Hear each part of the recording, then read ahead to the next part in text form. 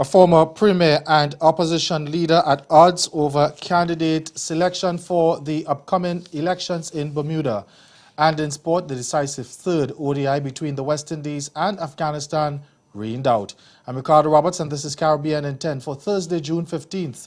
I'll be back with the details after the break.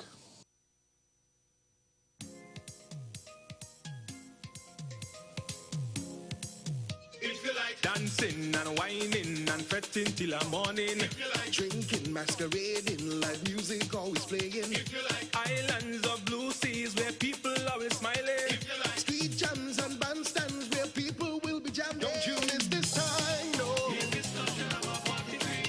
Our festival, our legacy. Don't you miss this time, no. Are you ready?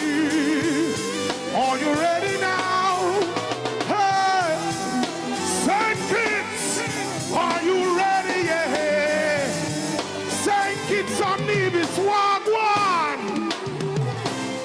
Hey, tell me now, are you ready for some rockers music?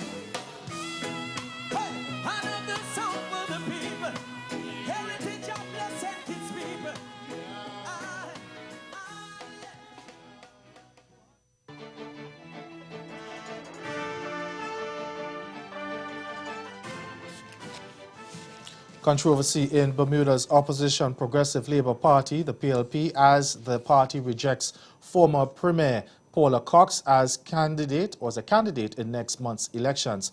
Now, Cox launched a broadside against party leader David Burt after it was announced that Wayne Keynes would be the PLP's candidate for the Devonshire North West seat she lost in the last general election back in 2012. She said party leaders had acted as if they had a backroom agenda to tarnish her reputation. The Royal Gazette newspaper today reported that Cox sent a scathing email to Burt over her rejection. She said the executive of the constituency branch had been told at a meeting on Monday that she could be a liability to the PLP if she were to run. Cox had been canvassing the constituency, and she said she would continue to do so. There are suggestions she may run as an independent candidate in the July 18 poll. As CARICOM heads prepare for their annual conference, a Jamaican legislator says the government must insist that its regional counterparts amend their laws to facilitate free movement of workers or threaten them with protectionist policies. Officials from the Ministry of Labour and Social Security yesterday complained to Parliament's Public Administration and Appropriations Committee that while Jamaica has taken steps to make it easier for CARICOM nationals with skills certificates to work in Jamaica, other countries were refusing to do so. Michael Phillips, a member of the committee, said government needs to pressure non-compliant CARICOM states. He suggested that if they don't adjust, Jamaica should have a stringent entrance application. Don't blame us, blame the government. That's the sentiment from Jamaica's Chief Justice, Zyla Makala, as she defended the judiciary following complaints from Police Commissioner George Qualo about the length of time it's taken to move cases through the courts. On Tuesday, Qualo expressed frustration at the slow pace at which the judicial system operates. The top cop says it takes an average of 7 years for matters to be ventilated in court, and he argues that it has served as a challenge to crime-fighting efforts. But in a release late yesterday, Makala said while she shared Kwalo's concerns. The judiciary is not to be blamed. She says not having adequate resources is slowing down the courts. The Chief Justice said despite their best efforts, it's the Ministries of Justice and Finance that have responsibility to provide adequate physical and human resources to enable the courts to handle the increasingly heavy case loads. And she says provision of these resources continue to be woefully inadequate. Mikala said this has negatively impacted the court's ability to deal with the vast and increasing number of cases in the system.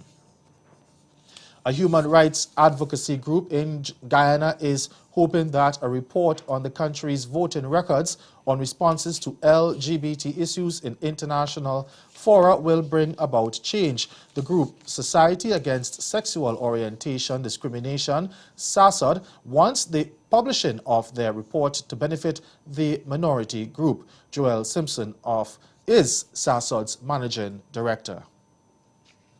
So our hope with the publication of this report is that it could provide key stakeholders, in particular the government and the Ministry of Foreign Affairs, of a comprehensive record and analysis in relation to how Guyana has been voting and responding to LGBT issues at the UN and OAS over the past 9 years, 2008 to 2016. And that would provide a basis, a baseline, if you will, for improving our record in the international system where we action our international commitments. Simpson said some strides have been made under the new regime, but a lot more could be done. There have been too many shortcomings when it comes to human rights protection related to LGBT Guyanese. And that report from Capital News. Stay with us. Your Midday Sport is next. Grow your business or promote your event through the services offered by the Caribbean Media Corporation and CaribVision. Our distribution provides a platform on cable, terrestrial television, and websites. We cover carnivals and events from across the region.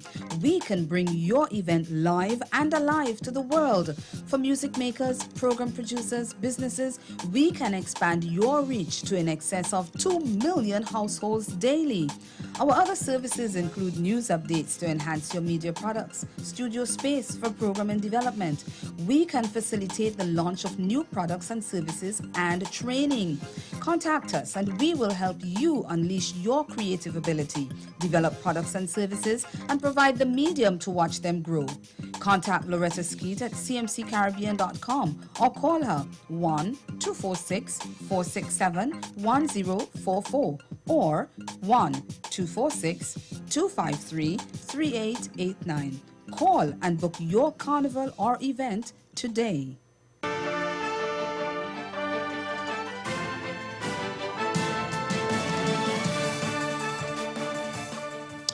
Persistent heavy rain forced the abandonment of the decisive third one-day international between West Indies and Afghanistan in St. Lucia last night, leaving the three-match series in a 1-all stalemate.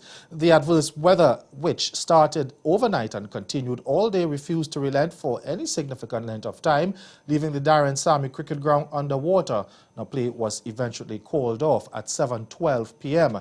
with the original start time of 2:30 p.m. delayed by 2¼ hours. The game was reduced to 43 overs per side when the weather finally eased somewhat late in the evening and officials managed to get the toss spun.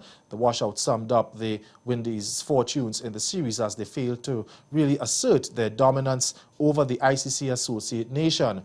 West Indies' performance in the series saw them drop 2 ratings points to fall to 77 in the ICC one-day rankings, further hampering their chances of automatic qualification for the 2019 World Cup.